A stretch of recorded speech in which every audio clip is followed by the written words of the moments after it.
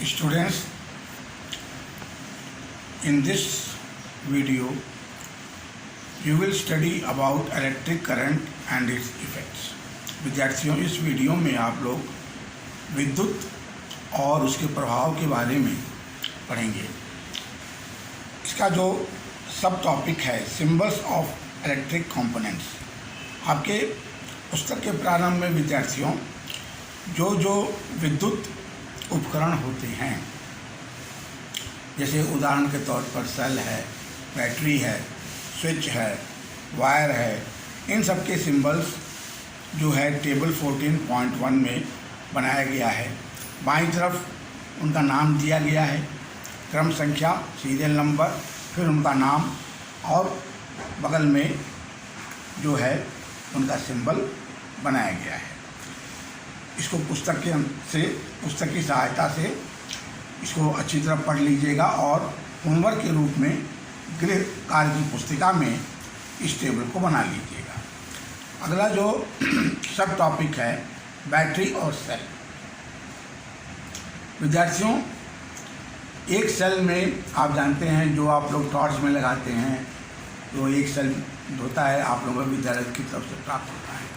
उसमें positive terminal होता है, नेगेटिव टर्मिनल होता है। जब बैटरी का उसी एक दो या दो से अधिक सेल्स का आप प्रयोग करते हैं तो उसको बैटरी कहते हैं। अब मान लीजिए दो सेल को आपको जोड़ना है, तो उसमें आपको ध्यान देना पड़ेगा कि प्रथम सेल का जो पॉजिटिव टर्मिनल है वो दूसरे सेल के नेगेटिव टर्मिनल से जुड़े, अन्यथा विद्युत प्रवाह नहीं होगा और इलेक्ट्रिक सर्किट पूर्ण नहीं मानी जाएगी। इसके संबंध में फिगर 14.2 AB और फिगर 14.3 पुस्तक की सहायता से अच्छी तरह देख करके अध्ययन कर लीजिएगा। तीसरी सब टॉपिक है इलेक्ट्रिक सर्किट। इलेक्ट्रिक सर्किट में विद्यार्थियों सेल होना चाहिए, सेल अगर नहीं है तो बैटरी हो, स्विच हो, कनेक्टिंग वायर्स हो, बल्ब हो। विद्यार्थियों, अगर इनमें से मान लीजिए सेल अपने आप में पूर्ण नहीं है, उसमें केमिकल्स ठीक तरह से नहीं है,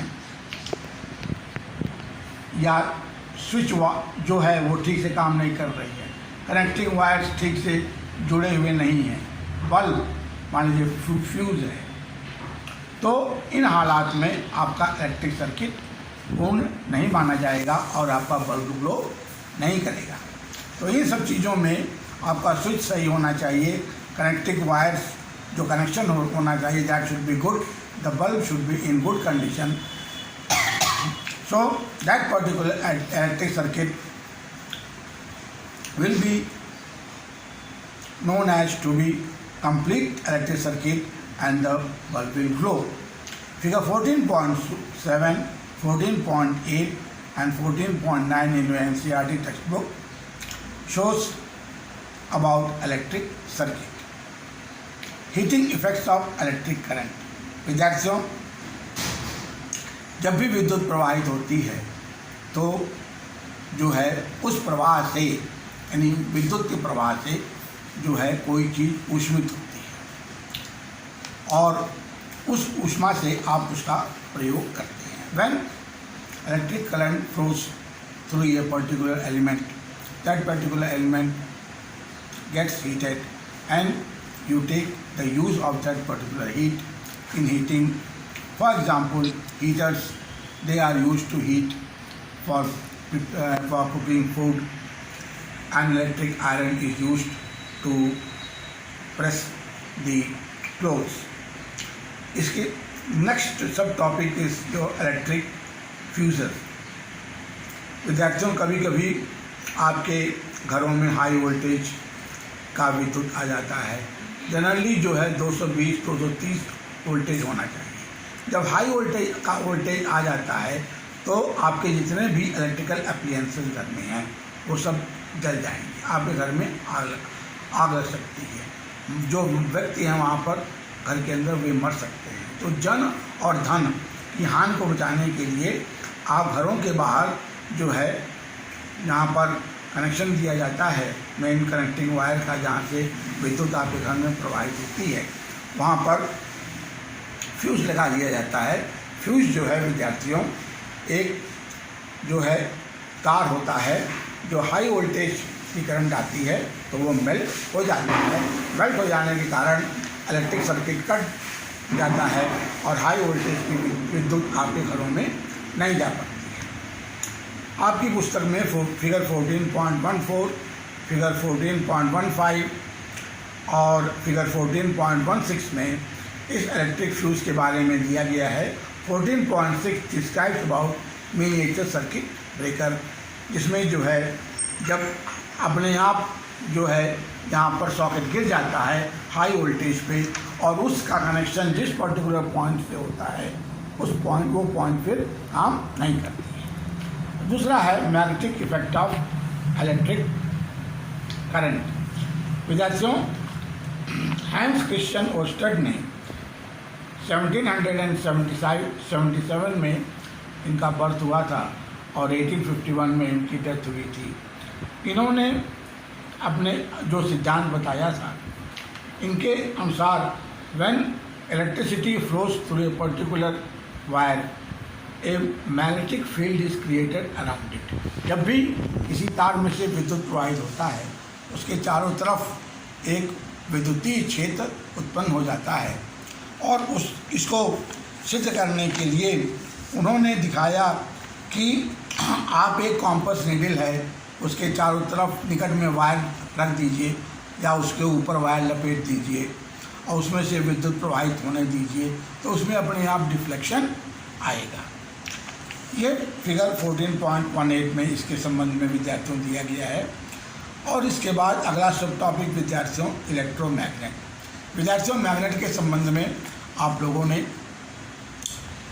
6th क्लास में आप लोगों ने पढ़ा था कि जब आप किसी लोहे को किसी चुंबक से रगड़ते हैं तो वो टेम्पररी मैग्नेट बनता है, अस्थायी चुंबक। स्थायी चुंबक को बनाने के लिए आप उसको काफ़ी देर तक रगड़िए, यह एक तरीका है। दूसरी विधि है कि उसमें विद्युत आप प्रवाहित करें। अस्थायी चुंबक में आप देर तक विद्युत प्रवाहित करें तो वो इलेक्ट्रोमैग्नेट बन जाता है, स्थायी चुंबक, और उसमें वो काफ़ी दिनों तक चुंबक की भांति काम करता है। ये फिगर 14.19 में नेल को दिखाया गया है, कील, लोहे की कील को किस प्रकार वो इलेक्ट्रोमैग्नेट में परिवर्तित होती है विद्युत प्रवाहित होने के बाद। इसके बाद अंतिम सब टॉपिक है विद्यार्थियों इलेक्ट्रिक बेल। फिगर 14.20 में आपकी पुस्तक में इलेक्ट्रिक बेल का चित्र दिया गया है। उसमें जो है आप कॉइल बना हुआ है तार जिसमें से विद्युत प्रवाहित होता है तो, और उसके बाद उसमें हैमर लगा हुआ है, तो जब वो विद्युत प्रवाहित होता है तो इलेक्ट्रोमैग्नेट के रूप में काम करता है। और हैमर जो है गोंग, गोल सा स्ट्रिप बना हुआ है, इसको गोंग कहते हैं। तो हैमर जो है वो बार बार करंट, जब सर्किट पूरा होता है तो हैमर गोंग पर स्ट्राइक करता है और ध्वनि उत्पन्न होती है। जब सर्किट टूट जाता है तो हैमर गोंग से दूर हट जाता है। तो इसमें भी विद्यार्थियों आप पढ़ चुके हैं कि 6th क्लास में कि यहाँ पर विद्यार्थियों जो है कि जैसे चुंबक में जो है उत्तरी ध्रुव और दक्षिणी ध्रुव उनमें अट्रैक्शन होता है और उत्तरी ध्रुव में जो है उनमें जो है रिपल्शन होता है। तो यहाँ पर मैग्नेटिक इफेक्ट आ जाने के कारण यहाँ 2 प्रकार के ध्रुव उत्पन्न हो जाते हैं, गोंग और हैमर में। तो इस प्रकार उनमें अट्रैक्शन होता है और ध्वनि उत्पन्न होती है। तो विद्यार्थियों, इसी के साथ ये वीडियो समाप्त हो गया। आप लोग रिकॉर्ड नोट कर लीजिए, यहाँ पर दिया गया है draw symbols of electric components, figure 14.1, draw figure 14.2, 14.3, 14.7, 14.8, explain electromagnet with figure, explain electric bell with figure. विद्यार्थियों, आप लोग जो है अपने गृह पुस्तिका में इन गृह कार्य को अच्छी तरह लिख करके ले आइएगा, चित्र बना कर ले आइएगा और मैं आपको चेक करके आपको तुरंत वापस रख दूँगा।